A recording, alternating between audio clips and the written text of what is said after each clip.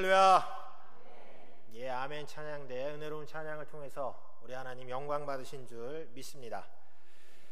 어느 날 아침 그레고리 잠자가 뒤숭숭한 꿈에서 깨어났을 때 그는 자신이 침대 속에 한 마리의 흉측한 벌레로 변해 있음을 알아차렸다. 예, 독일의 대문호 프란츠 카프카의 변신이라는 소설에 나오는 첫 구절입니다. 이 소설의 그 이야기처럼 오늘날 우리 사회가요, 많은 벌레들로, 특히 흉측한 벌레들로 넘쳐나고 있습니다. 나와 생각이 다르고 또 살아온 환경이 다르고 특히 사회적 약자들을 갖다가 벌레로 비하하여 부르고 있는 것이 사회에 만연하고 있습니다. 몇 년 전 그 서울대 게시판에요, 지역균형 선발을 통하여 입학한 학생들을 지균층이라고 비하하는 게시물이 올라온 적이 있습니다. 서울대가 2005년부터 교육의 혜택에서 상대적으로 소외되고 있는 지방의 우수 학생들을 갖다가 모집하기 위하여 만든 제도인데요. 이 제도를 통하여 입학한 학생들을 경제적으로 좀 상대적으로 부유한 이런 강남 출신들이나 특목고 학생들이 비하해서 부른 그 단어가 바로 지균층이라는 단어입니다. 함께 공부하는 친구를 벌레로 비유하여 부르는 이러한 현상이 왜 발생하고 있는 것일까요? 물론 여러 가지 사회적으로 경제적인 그런 연구가 필요하겠지만 쉽게 표현하자 그러면은 어떻게 하다 보니까 너와 내가 같은 학교에 다니게 됐는데 나는 너를 인정할 수 없다. 나는 한마디로 너와는 차원이 다르다. 그러한 것이라고 말씀드릴 수 있습니다. 이러한 현상은 비단 대학에서만 있는 것이 아닙니다. 오늘 사회 전반에서 많이 일어나고 있는데요. 특히 우리나라 최고의 엘리트 집단이라고 불리우는 의학계나 또 법조계에서도 이런 현상이 있습니다. 의과대학을 졸업한 의사들이나 또는 사시 패스한 이 고시 출신들이 의학 전문 대학원을 통해서 의사가 된 사람이라든가 로스쿨을 통해서 변호사나 뭐 이렇게 된 사람들을 갖다가 의전충 또는 바퀴벌레에 빗대 갖고 로퀴벌레 이렇게 부르는 현상들이 오늘 사회에 만연해 있습니다. 각박한 현대 사회 속에서 나와는 다른 타인에 대한 배려와 또 이해가 없는 것 같아서 안타까울 때가 많이 있습니다. 만약에 이러한 일들이 교회 안에서도 있다면 여러분 어떨까요? 에이, 설마 목사님 무슨 교회 안에 벌레가 있습니까? 우리 교회 안에 모기가 많이 있습니다. 예. 표현이 좀 그런데요. 설마 우리 교회 안에 그런 일은 없겠지 하고 이렇게 생각할 수 있겠는데 정도의 차이는 있을 수 있습니다. 표현의 차이는 있을 수 있는데 이러한 비슷한 일이 2000년 전 고린도 교회에서 있었습니다. 고린도 교회는 사도 바울이 2차 전도 여행 때 세운 교회입니다. 로마의 클라우디오 황제가 유대인들을 갖다 로마에서 추방을 했었는데요. 그때 수만 명의 유대인들이 고린도에 정착하게 되었는데 사도 바울이 이들에게 복음을 전하면서 세운 교회가 바로 고린도 교회입니다. 사도 바울의 눈물과 땀이 서려 있는 그러한 정말로 애착이 넘치는 그러한 교회라고 말씀드릴 수 있습니다. 당시 고린도는요, 무역이 번창한 상업도시였는데요, 다양한 사람들이 세계 곳곳에서 모여들었습니다. 전혀 다른 종류의 그런 사람들이 많이 있었죠. 오늘 13절 우리가 읽은 본문에도 볼 수 있듯이 유대인도 있었고 헬라인도 있었습니다. 종도 있었고 또 자유인도 있었습니다. 인종이나 또 민족 그리고 신분이나 지위상 전혀 어울리지 않는 그러한 사람들이 다수 모여 있었습니다. 아무래도 보면은 교회에서 끼리끼리 모이게 되잖아요. 그러니까 서로 비슷한 사람들끼리 아마 모이게 된 것 같아요. 문제는 이렇게 서로 비슷비슷한 사람들이 모이다 보니까 서로 살아온 환경이라든가 또 인종이나 민족이 다르고 신분이 다른 사람들끼리 정말로 서로 부족한 점을 보완하고 교회를 세우기 위해서 같이 기도하고 서로 배려하고 격려한 것이 아니라 파벌을 형성해서 상대방을 비난하고 갈등이 심해져서 이제는 사도 바울이 개입하지 않으면 안 될 정도로 문제가 심각해졌다는 것입니다. 자신의 피와 땀이 녹아있는 이 고린도 교회가 분쟁에 휩싸였다는 소식을 들었을 때 바울의 마음이 어떠했겠습니까? 그리스도의 몸인 교회가 하나님의 말씀을 갖다가 듣고 그리고 그 말씀대로 살고 섬기고 돌봐야 하는데 그런 모든 것들은 다 잊어버리고 서로 잘났다고 나는 바울파다, 나는 베드로파다, 나는 아볼로파다, 니들 다 필요 없다, 나는 그리스도파다. 이렇게 서로 상대방을 비방하고 싸우고 있으니 아마도 사도 바울의 가슴은 미어졌을 것입니다. 사도 바울은 이러한 고린도교의 성도들을 향하여 사람의 몸과 그 몸을 구성하고 있는 기관은 따로 분리될 수 없고 하나이듯이 그리스도를 섬기는 성도들도 그리스도 안에선 하나다, 이렇게 오늘 본문에서 선언하고 있습니다. 저를 한번 예로 들어보겠습니다. 제가 누구인가요? 모르세요? 신경성 목사잖아요. 예. 제 얼굴을 이렇게 한번 보십시오. 별로 이렇게 뭐 내세울 만한 얼굴은 아닌데 그래도 뭐 봐줄만 하죠. 네. 제 얼굴을 이렇게 보면은 있을 거 다 있습니다. 뭐 또렷하지는 않지만 눈도 있고 귀도 있고 입도 있고 코도 있고 다 있습니다. 손도 있죠. 발도 있습니다. 발도 있고 요 안에는 오장육부가 다 있습니다. 멀쩡하게 아주 잘 있습니다. 이 모든 기관들이 저를 이렇게 구성하고 있어요. 그래서 이 기관들이 모여서 저라는 인격체가 형성됐다고 말씀드릴 수 있습니다. 그런데요, 예를 들어서 제 이 눈이나 귀가 신경석 별로 마음에 안 들어, 나는 독립하겠다, 그리고 따로 떨어져 나갔어요. 그렇다고 해서 여러분들이 제 눈과 귀를 보고 신 목사님 이렇게 얘기 안 하잖아요. 그건 그냥 뭐 고깃덩어리죠. 그런 겁니다. 그런 것 같아요. 사도 바울은 그리스도를 섬기는 우리 그리스도인은 그리스도의 몸인 교회에 붙어있는 눈과 귀와 같다, 이렇게 말씀하고 있습니다. 몸에 붙어있지 않으면 존재할 수 없는 거예요. 여러분 잘 알고 있는 요한복음 15장에 보면 유명한 포도나무의 비유가 있습니다. 예수님께서는 포도나무여 우리는 가지라고 말씀하고 있죠. 가지가 나무에 붙어 있을 때만 그 역할을 할 수가 있는 거예요. 꽃을 피우고 열매를 맺을 수가 있는 것입니다. 가지가 나무에서 분리된 순간 어떻게 됩니까? 화목에 불과할 뿐이에요. 더 이상 생명력이 없는 것입니다. 우리가 신앙생활하면서 또 하나 기억해야 할 것은요, 우리는 그리스도라는 몸을 구성하고 있는 수많은 지체 중 하나라는 사실입니다. 다시 말씀드려서 똑같다는 거예요. 하는 일만 다를 뿐 어떤 것이 우월하고 어떤 것이 열등하고 이렇게 얘기할 수 없다는 것입니다. 똑같이 여기 계신 모든 분들은 다 같이 예수 그리스도를 섬기는 성도라는 것입니다. 눈이 보는 역할을 하고 귀가 듣는 역할을 하는 것처럼 장로님, 안수 집사님, 권사님, 서리 집사님, 직분에 따른 사역의 구별은 있을 수 있어도 어떤 사역이 이게 우월하고 또 어떤 사역은 그보다 못하다, 이렇게 얘기할 수 없다는 것입니다. 사랑하는 우리 성도 여러분, 우리 한의원교회가요, 하나님이 기뻐하시는 아름다운 이렇게 교회로 성장하고 부흥할 수 있었던 원동력이 무엇이라고 여러분은 생각하십니까? 바로 지금 여기 계신 우리 성도 여러분께서 자신이 맡은 자리에서 기도하고 봉사하고 최선의 노력을 다 했기 때문에 그런 거 아니겠습니까? 목사님은 말씀으로 성도들을 가르치고 또 기도로 섬김으로써, 또 장로님들은 교회의 어른으로서 중심을 잡아주고 또 교인들을 격려함으로써, 그리고 우리 권사님, 집사님들은 굳은 일 힘든 일 가리지 않고 정말로 충성된 일꾼으로서 헌신하셨기 때문에, 그리고 서로 격려하고 서로 배려하고 아껴주셨기 때문에 우리 한의원교회가 존재할 수 있는 것입니다. 우리 성도 여러분 모두가요, 그리스도의 몸에 붙어있는 지체라는 그런 사명감과 그리고 동진감을 가지시고 하나님께서 주신 직분대로 또 은사대로 그리고 기쁜 마음으로 섬기시기를 바랍니다.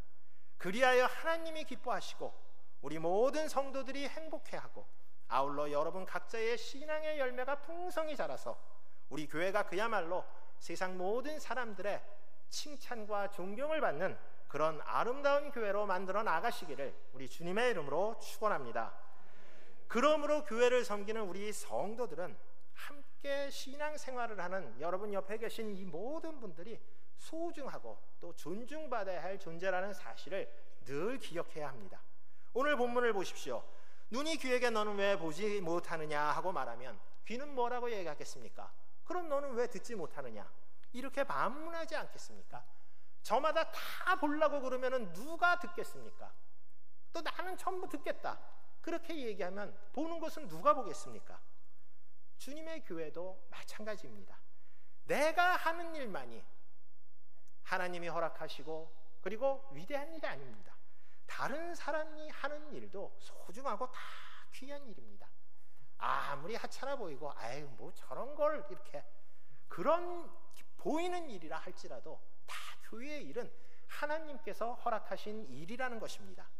그러므로 주님의 교회를 섬긴 일은 다 소중하고 다 가치 있는 것입니다.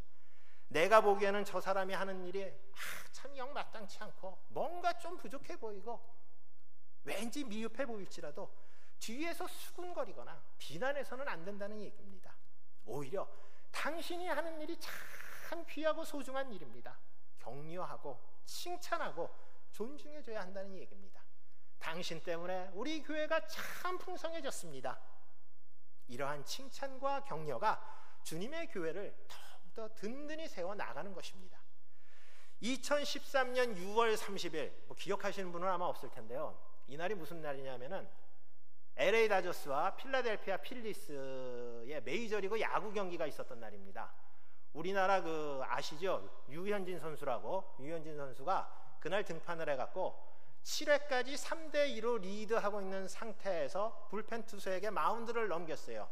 이제 잘 막으면 승리를 할 수 있는 그런 상황이었습니다. 그런데 불펜 투수가 좀 부진해갖고 결국은 동점이 되었다가 9회 말에 다저스가 점수를 내서 4대3으로 역전해서 결국은 이겼습니다. 그런데 그날 우리 인터넷 게시판에 어떤 일이 올라오면 다저스가 이겨서 기쁜 것이 아니라 다저스 선수들이 제대로 경기를 못해서 부진해서 유현진 선수가 승리를 도둑맞았다고 하면서 특정 선수를 갖다 비난하고 또 욕하는 그러한 글로 도배가 되었습니다. 그런데 정작 유현진 선수는 우리 팀이 이겨서 너무 좋아했다는 거예요. 유현진 선수가 그때 뭐라고 얘기했냐면은 경기를 하다 보면 실수도 할 수 있고 부진할 수도 있다. 그것이 중요한 것이 아니라 우리 팀의 모든 선수들은 이기기 위해서 각자의 포지션에서 투수는 투수대로, 타자는 타자대로, 수비수는 수비수대로 최선의 노력을 다하고 있다. 다시 말씀드려서 비난해서는 안 된다는 겁니다. 함께 수고하고 함께 경기했기 때문에 격려하고 아껴줘야 한다는 것이죠. 그렇습니다. 그리스도 안에서 하나가 된 성도라면 우리는 한 팀이다 하는 의식이 필요합니다. 누군가 잘못하고 실수하더라도요, 수고하셨습니다, 잘하셨습니다, 격려해 주어야 한다는 것입니다. 내가 잘한 것도 나를 드러내고 내 공치사하는 것이 아니라 당신 덕분에 내가 이만큼 할 수 있게 되었습니다. 겸손하게 공을 돌리는 미덕이 필요한 것입니다. 이러한 아름다운 일들이 가득할 때 우리 교회는 더욱더 건강하고 하나님이 기뻐하시는 그러한 아름다운 교회가 될 것입니다. 그렇다면 그리스도 안에서 하나된 우리 성도는 어떠한 자세와 마음가짐으로 신앙생활을 해야 할까요? 첫째로, 그리스도 안에 있는 성도는 모두가 소중한 존재임을 기억하고 연약한 성도가 있으면 세워주고 돌보아 주어야 합니다. 사도 바울의 동역자 중 아주 특별한 사람이 하나 있습니다. 바로 요한 마가라는 사람입니다. 이 마가는 어떤 사람이냐면요, 어머니가 베드로가 옥에서 나왔을 때 제일 먼저 찾아간 집이 마가의 어머니 마리아의 집이었고요. 그리고 그 유명한 초대교회의 위대한 사도 바나바가 이 마가의 삼촌입니다. 한마디로 말씀드려서 위대한 신앙의 유산을 물려받은 사람이 바로 마가입니다. 초대교회는 이 마가에게 많은 기대를 갖고 있었어요. 그야말로 촉망받은 청년이 마가였는데요. 그래서인지 몰라도 바울과 바나바가 제1차 선교 여행을 떠날 때 이 마가도 같이 가게 되었습니다. 그런데 우리가 사도행전에서 보는 바와 아는 바와 같이 떠난 지 얼마 안 돼서 밤빌리아 버가라는 곳에서 마가가 돌아왔어요. 중도에 포기하고 왔다는 것입니다. 성경은 마가가 왜 포기했는지 우리에게 말하고 있지는 않습니다. 갑자기 향수병이 돋았는지 너무 힘들었는지 안 그러면 무슨 병이 났는지 우리는 모릅니다. 하지만 분명한 사실 하나는 마가가 중도에서 선교 여행을 포기하고 돌아옴으로써 마가는 사람들로부터 저 사람은 믿을 수 없는 사람이다, 신뢰할 수 없는 사람이다, 이렇게 낙인이 찍혔다는 사실입니다. 선교 여행팀에게는 엄청난 충격이죠. 그래서인지 몰라도 2차 선교여행 때 어떤 일이 있습니까? 사도 바울은 바나바가 마가를 데리고 가자 했을 때 마가는 안 된다, 단호하게 거절을 했습니다. 마가 입장에서 볼 때는 좌절하고 절망할 수도 있는 상황이었습니다. 내가 어쩌다 한번 실수했는데 한 번만 더 기회를 주면은 잘할 수 있을 것 같은데. 하지만 바울은 단호하게 비토를 놓았지요. 그런데요, 그 사도 바울이 골로새 교회에 보내는 편지에서 마가를 영접하라고 골로새 교인들에게 얘기를 합니다. 디모데에게 보내는 편지에서는 마가를 데려오라, 마가는 나에게 유익한 사람이다, 이렇게 얘기합니다. 마가는 절대로 안 돼, 이렇게 얘기했던 사도 바울이 마가를 데려와라, 마가는 나에게 꼭 필요한 사람이다, 이렇게 얘기할 수 있었던 그 이유가 무엇일까요? 바로 바나바라는 멘토가 있었기 때문에 그렇습니다. 밤빌리아 버가에서 마가의 회항은 마가에게는 씻을 수 없는 오점이었죠. 아마도 거의 절망감에 사로잡혀 있었을 것입니다. 그러한 마가를 바나바는 똑같이 바울처럼 비난하고 질책한 것이 아니라 오히려 위로하고 격려했습니다. 젊은 날 그럴 수도 있다. 하지만 너에게는 희망이 있고 가능성이 있다. 너는 위대한 초대교회의 일꾼으로 거듭날 수 있다. 이렇게 얘기해 줌으로써 마가는 그 위대한 신앙의 유산을 물려받은 그 집안 출신이라는 그 무거운 짐을 벗어버리고 처음부터 다시 시작할 수 있었습니다. 마가가 이렇게 했기 때문에 결국 바울도 인정할 수밖에 없었던 것이죠. 이처럼 하나님께서는 우리 모두 하나를 비록 실패한 사람이라 할지라도 소중하고 가치 있는 존재로 창조하셨습니다. 그리고 개개인에게 맞는 직분과 은사와 능력을 주셨습니다. 사람에 따라 받은 그릇은 다를 수 있어요. 하지만 더 받은 사람은 덜 받은 사람에게 자신의 것을 나눠주면 되는 거고, 덜 받은 사람은 그것 때문에 질투하고 시기심을 갖는 거 아니라 더 받는 사람으로부터 도움을 받으면 되는 것이 바로 그리스도 공동체입니다.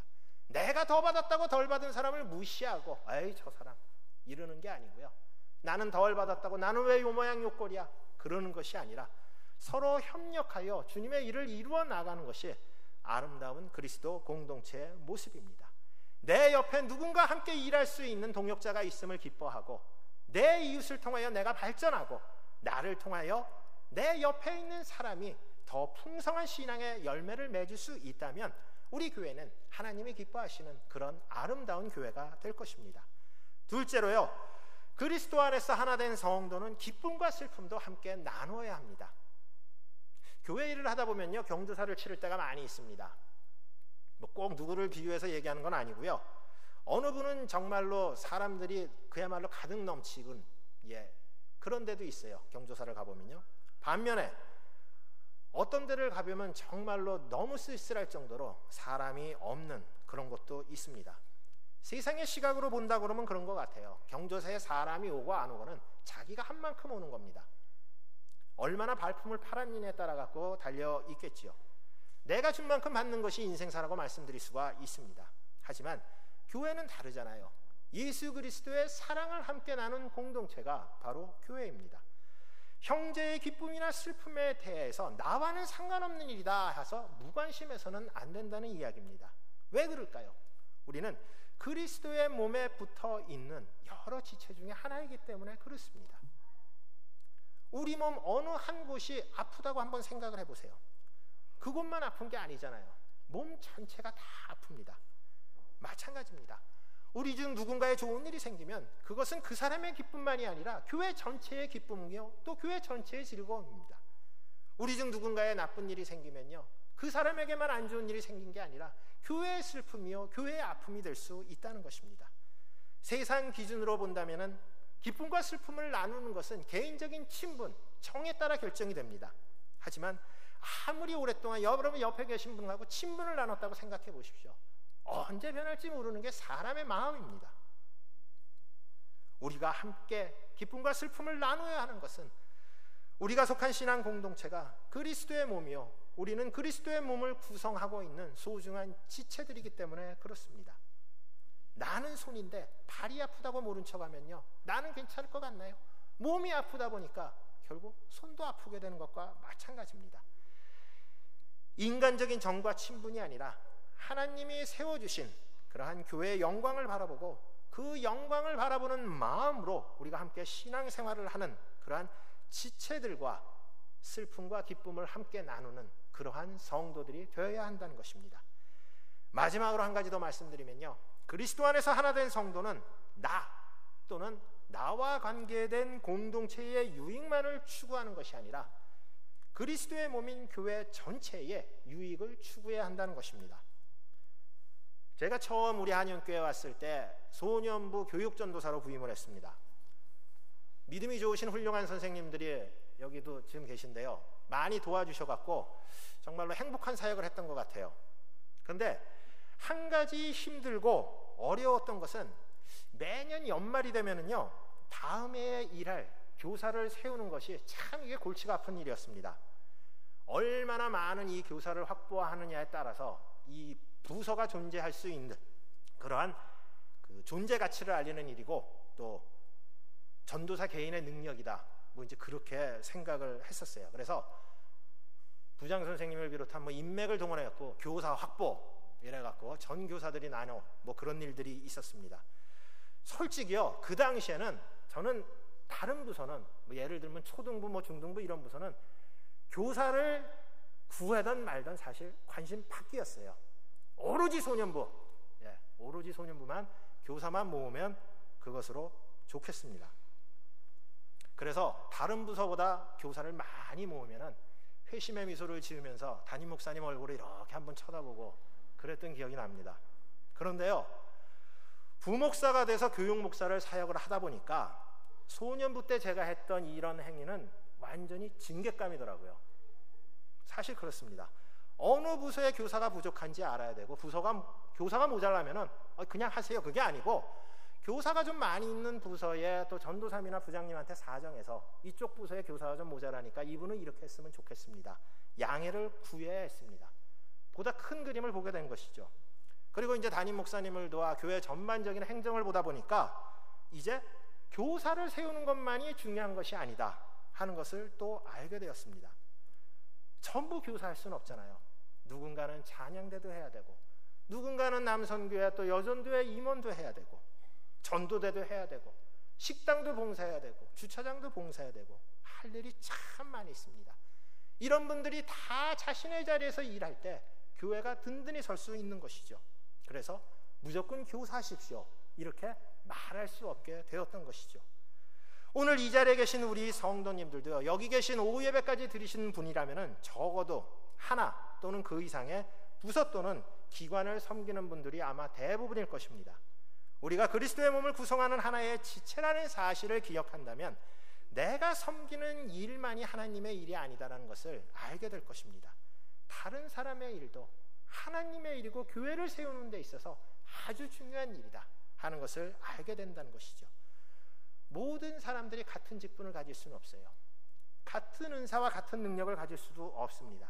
하지만 그 모든 직분과 은사와 능력을 주신 분은 오로지 하나님이십니다. 어느 것 하나 소중하지 않은 것이 없다는 것입니다.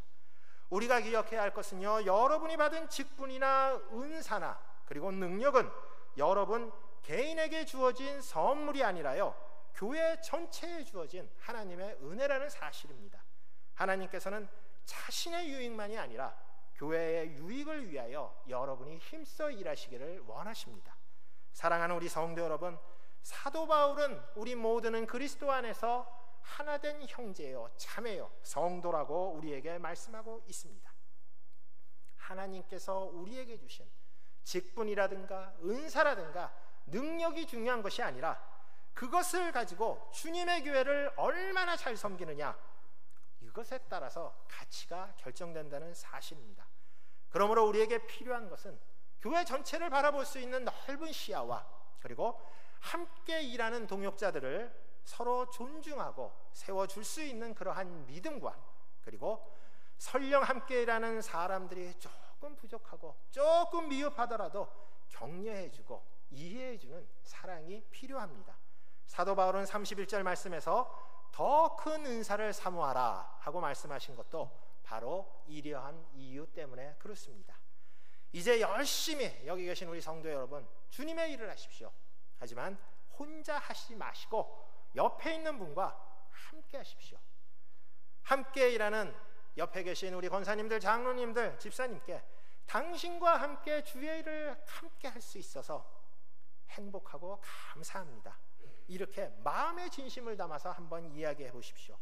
혹시라도 상대방이 실수하거나 조금 잘못하거나 미흡한 것이 있더라도 지적하거나 비난하지 마시고 오히려 덮어주고 그 사람이 잘하는 장점이 무엇이 있는지 그것을 한번 살펴보십시오.